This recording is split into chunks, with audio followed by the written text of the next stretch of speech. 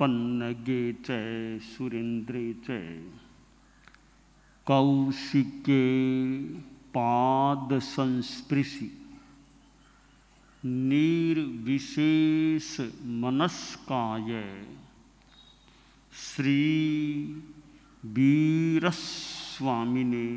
नमः। भगवती सूत्र में कहा गया है, कतिविहेणं भन्ते उवही पन्नत्ते गोयमा तिविहे उवही पन्नत्ते तंजहा कम्मो वही शरीरो वही बाहिर भंड मत्तोव गणो वही। प्रश्न किया गया, भन्ते उपधि कितने प्रकार की प्रज्ञप्त है? जीव को अनेक रूपों में उपस्तंभ, आलंबन, सहयोग चाहिए। हमारा जीवन चलता है, कितनों के सहयोग से हमारा जीवन चल रहा है। जीवों का भी सहयोग मिलता है तो अजीवों का भी सहयोग मिलता है। उपधि के बारे में प्रश्न किया गया। यह उपधि 3 प्रकार की बताई गई है। एक कर्म उपधि, दूसरी शरीर उपधि, तीसरी बाह्य भांड अमत्र उपकरण उपधि। हमारे जीव के साथ कर्म भी युक्त हैं, संयुक्त हैं, तो कर्म भी एक उपधि है। कि कर्म उपधि कैसे हुई? हम संसारी अवस्था में हैं, इसमें कर्म का सहारा है। यदि कर्म न होते तो हम यहाँ संसार इस रूप में मिलते भी नहीं। तो कर्म भी हमें सहारा देने वाला है इस संसार की अवस्था में रहने के लिए। दूसरी दृष्टि से देखें तो पुण्याई मिलती है, वह भी तो कर्म के योग से ही मिलती है। शरीर में साता है, यह भी तो कर्म के योग से, सातवें दिन यह कर्म के योग से है, इसमें भी कर्म का सहारा है। आवाज अच्छी है, इसमें भी तो कर्म का, पुद्गलों का योग है, सहारा है। और शरीर भी अच्छा मिला हुआ है जिसको, वह भी कर्म के योग से प्राप्त है। तो कर्म भी उपधि है, क्योंकि कर्म से हमें कितना सहारा, उपस्तंभ, पोषण प्राप्त होता है। और शरीर उपधि, शरीर को भी उपधि कहा गया है। शरीर का तो कितना बड़ा सहारा है। चारित्रात्माएं साधना करते हैं, तपस्या करते हैं, कोई भाषण देते हैं, विहार करते हैं, और भी लेखन, पठन, पाठन जैसे कार्य करते हैं, दूसरों की सेवा करते हैं। इसमें भी तो शरीर का कितना बड़ा उपस्तंभ है, योगदान है। शरीर से कितने हमारे काम हो रहे हैं। चलते हैं तो पैरों का कितना योगदान है। तो शरीर भी एक उपधि है, शरीर से भी हमें सहयोग, सहारा, उपस्तंभ मिलता है। और बाह्य भांड अमत्र उपकरण उपधि, चारित्रात्माएं जैसे हैं तो पात्र भी उपधि है, कपड़े भी उपधि हैं, रजोहरण भी उपधि है, प्रमार्जनी भी उपधि है। इनसे भी कितना सहयोग मिलता है। संयम की साधना में पात्र का भी सहयोग है। आहार आदि पात्र में संगृहीत होते हैं और भुक्त भी होते हैं। उनमें से भोजन ले लेकर खाया जाता है, पानी भी पिया जाता है। तो यह भी उपधि है। कपड़े ओढ़ने में काम आते हैं, यह भी उपधि है। तो यह बाह्य उपधि है। कर्म तो अंतरंग उपधि है, उपकरण है, ये बाह्य उपधि है। शरीर को भी उपधि, भले अंतरंग उपधि मान ली, एकदम संयुक्त है शरीर भी। तो हमारा जीवन उपधियों से ओतप्रोत है, उपधियों से घिरा हुआ है। चारित्रात्माओं के ये जो पात्र, उपकरण, वस्त्र आदि आदि उपधियां हैं, इनमें अनावश्यक संग्रह न हो। हमारा आदर्श है अपो वही। चारित्रात्माओं के लिए अपो वही, अल्पोपधि एक आदर्श दिशा निर्देशक शब्द है कि अल्प उपधि वाले रहो।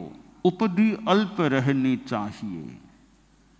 ज्यादा उपकरणों का अनपेक्षित संग्रह न हो जाए।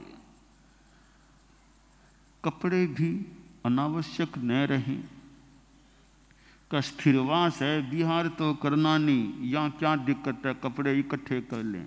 कि स्थिरवास है वो किसी प्रयोजन से है, पर वहाँ स्थिरवास है तो खूब कपड़े, खूब चीजें लाते जाओ, रखते जाओ।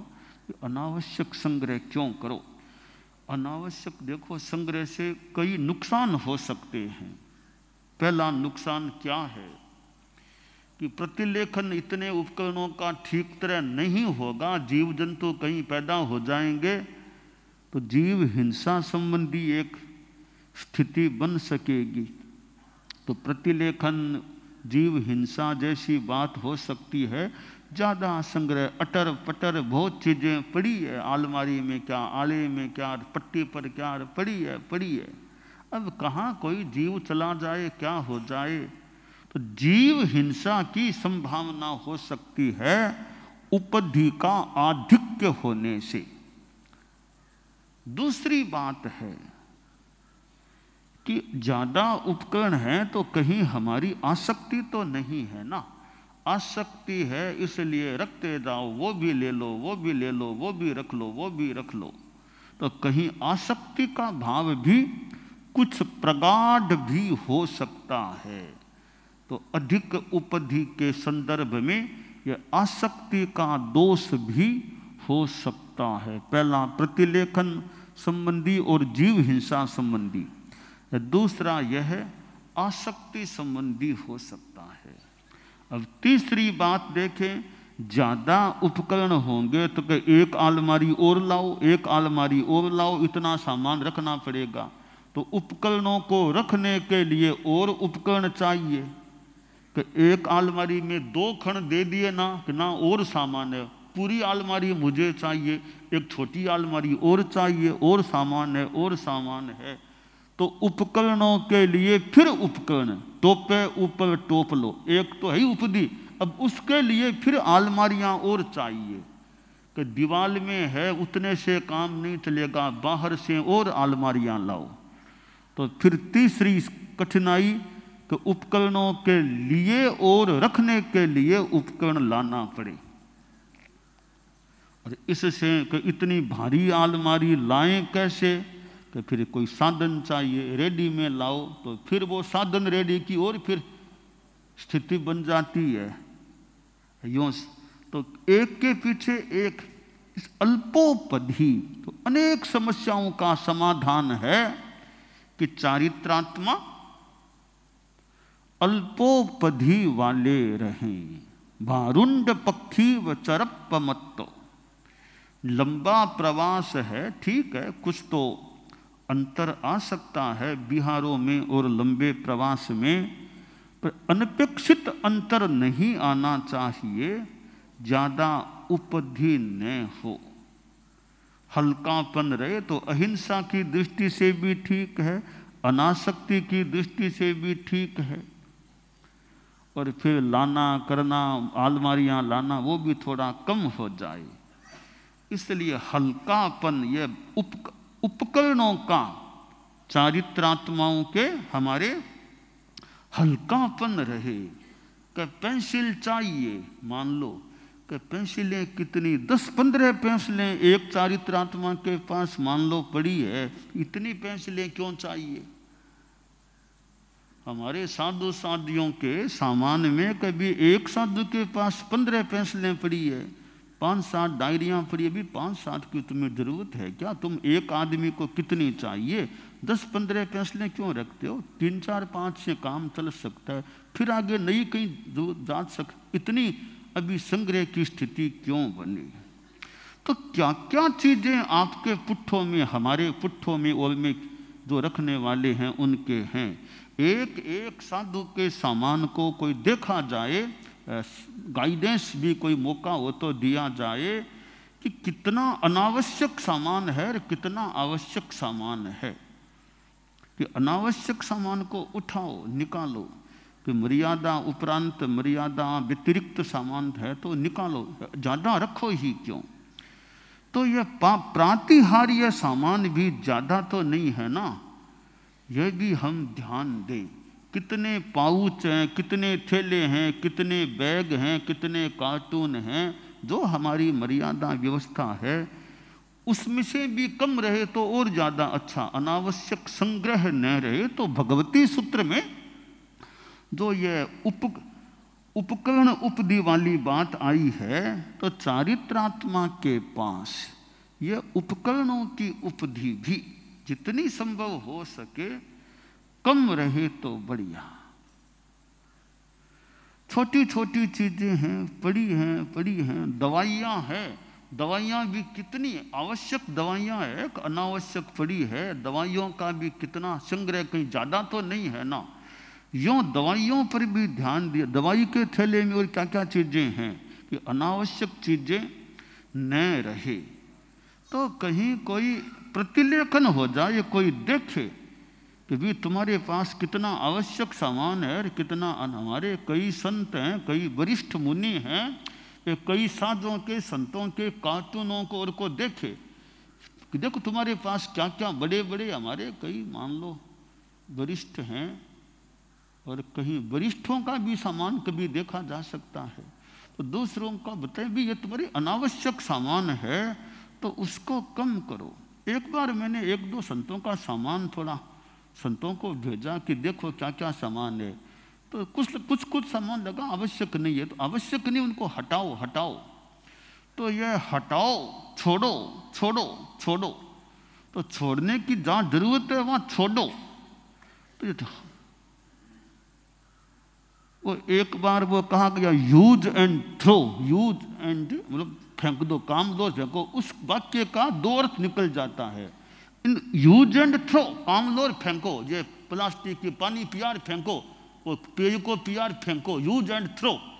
यूज एंड थ्रो के पीछे भी चिंतन चाहिए। यूज एंड थ्रो कैसे चिंतन चाहिए? हमारे संतों में मान लो वो कई बरसों पहले वो वाक्य use and throw, use and, बहुत बरसों पहले कोई एक सेंटेंस यूँ थोड़ा सुनने में आया। तो यूज एंड थ्रो गलत भी हो सकता है। जैसे तुम लोग संत हो कि एलवान 1 साल काम लिया, सियारा गया, उठाओ फेंको, उठाओ नया, फिर नया लेंगे, तो यूज एंड थ्रो, काम लिया उठाओ उसको। तो ऐसे कितना भारी पड़ेगा। 1 एलवान 10 साल 15 साल 20 साल काम लो, 1 साल काम लिया उठाओ, फिर आगे नया एलवान ले लेंगे। ये यूज एंड थ्रो वाली बात हमारे लिए ठीक नहीं है। Use and keep, use and keep, रखो, फिर उसको रख लो, आगे फिर काम आ जाए। तो ये यूज एंड थ्रो ये हमारे चारित्रात्माओं के लिए सर्वत्र उपयोगी नहीं है। कपड़े हैं, पछेवड़ी है, अब और कई महीने काम आ सकती है, तो उठाओ फाड़ो और कोई काम लो, ऐसे उठाओ नहीं, कपड़े का भी तो अपना महत्व है, आजीविका का भी महत्व है। तो यूज एंड थ्रो ये सर्वत्र हमारे लिए काम का नहीं है, काम की नई नई लेनी न पड़े ज्यादा। तो यह उपकरणों का जो संयम है कि अनावश्यक तो लेना नहीं, रखना नहीं, आवश्यक है उसको अनावश्यक फेंकना नहीं, बैठना भी नहीं, उसको जितना हो सके काम लो। तुम्हारे नेसराई की पछेवड़ी थोड़ी फट गई है मान लो, थोड़ी सिलाई कर लो और काम लो उसको, और सिलाई करके और काम लेते रहो, काम लेते रहो। अब तो ज़्यादा ही जीर्ण शीर्ण हो गई, अब और किसी उपयोग में ले लो, पसीलुना बना लो और कुछ बना लो, ऐसे काम लेते रहो, काम लेते रहो। जल्दी सी कपड़े को छोड़ो मत, यूं पूरा काम लो, जितना ले सको उतना। तो पहले पथेवड़ी के रूप में उपयोगिता थी, अब उसको दिनोडनिया बना लो, पसीलुना बना लो, ऐसा कुछ बना लो और काम में लो। तो उपयोग पदार्थ का अच्छी तरह होना चाहिए। तो भगवती सूत्र में यह जो उपधि की बात आई है, हम चारित्रात्माओं के लिए ये उपधि का संयम, उपधि का सम्यक उपयोग करना। नया नया एलवान, बार बार नया नया होगा, एक बार होगा तुमने ले लिया, अब फिर नया होगा, फिर नया होगा। अरे एक ओगे को 10 साल 15 साल चलाओ, अभी तो काम लो, काम लो। कि थोड़ा सा कुछ हुआ, नया होगा चाहिए, नया होगा चाहिए। तो भाई नया होगा दे सकते हैं, कोई खास बात नहीं है, पर पुराने ओगे को देखो अभी उपयोगी है या नहीं। अभी काम 2 साल और काम चल सकता, काम आ सकता है, तो अभी नया क्यों लो? नया लो भी उसको रख लो पहले, पुराने को और अभी तक कई वर्षों तक ले सको उतना काम लो। तो नया नया नया, यह नए नए का जो भाव हो और पुराने को यूं छोड़ दिया जाए, तो पुराने का भी उपयोग करो। कि साधु भी नया चाहिए, तो पुराने वाले साधु को भी तो अच्छी तरह रखो ना। तुम लोग अग्रणी संत हो, हमें तो नया साधु दो, नया छोटा छोटा, नया नाना साधु दे दो, नया नाना साधु दे दो। तो पहले पुराने वाले को तो ठीक रखो, तुम उसको तो जमा के रखो। तो नया दिखा और पुराने वाले को छोड़ो, नया साधु ले लो। तो भी इसमें भी हमें चिंतन करना चाहिए कि नई दीक्षाएं हो गई, अब पहले वाले को तो छोड़ो, नया साधु हमें दे दो। अब तो पुराने साधु को भी इतने बस तुम्हारे उसको निभाओ, थोड़ी बहुत कमियां है मान लो, निभाने की चेष्टा करो, उसको भी कुछ प्रशिक्षण दो, जैसे तैसे निभाने की चेष्टा करो। तो नया दिखते ही पुराने को छोड़ने की बात हो जाए कि दीक्षाएं हो गई, तो नई साधवियाँ, तो नई साध्वी दे दो, पुरानी इसको आप और कहीं ले लो और कहीं भेज दो, कर दो, नई साध्वी दे दो हमको। तो भाई नई साध्वी, नया साधु ठीक है, नया भी कभी दे सकते हैं, मौका हो तो नया भी देने में उपयोगिता हो तो दे सकते हैं। पर नया दें तो नए को उस तरह से तुम ध्यान भी रखना, परोठ के रखना, इसका विकास भी करने का ध्यान देना। तो यह नया और पुराना, कहीं कहीं पुराना बहुत उपयोगी, एक साधु वर्षों से जमा हुआ है, वर्षों से 30 35 40 वर्ष हो गए, तो एक ठिकाने में अपना जमा हुआ है। तो एक ठिकाने में जमा रहे, उसका भी एक अपना महत्व है। एक ठिकाने में जमा रहना, एक सिंगाड़े में पीढ़ियां चल रही है, अमुक अगवानी के पास रहा, फिर उनके बाद उन अगवानी के पास रहा, उनके बाद उस अगवानी के पास रहा। एक एक सिंगाड़े की भी कई पीढ़ियां चल जाती है कि पहले वो अगवानी थे, वो देवलोक हो गए, फिर उनके पीछे वे अगवानी बने, वे चले गए, फिर उनके पीछे वे अगवानी बने, और अमुक साध्वी जी तो ठेठ उनके समय से एक सिंगाड़े में जमी हुई है। ऐसे ही संत हैं, हम उन अगवानी जी के पास थे, उनके बाद वे अगवानी बने, वे उनके पास वर्षों तक रह रहे हैं। तो एक ठिकाने में जम करके रहना भी एक दृष्टि से एक अच्छी बात है, वरना बार बार परिवर्तन परिवर्तन परिवर्तन, तो परिवर्तन सब जगह उपयोगी नहीं है। स्थायित्व और परिवर्तन दोनों का योग, तो हर जगह के परिवर्तन होना, तो परिवर्तन हर बात में जरूरी नहीं है। एक साधु को जमा के रखो, एक साधु जम के रहे, या कोई परिवर्तन करना जरूरी नहीं है। तो इसलिए यह भगवती सूत्र में जो बात आई है उपधि की, तो उपधि भी है और व्यक्ति भी है। तो चारित्रात्माएं कैसे एक साधु को, एक अगवाणी साधु जमा के रख सके। अब यद किंचित कमजोरियां मान लो है तो कमजोरियों को एक ठीक करने का प्रयास करो, बाकी तो सब भाई भाई हैं।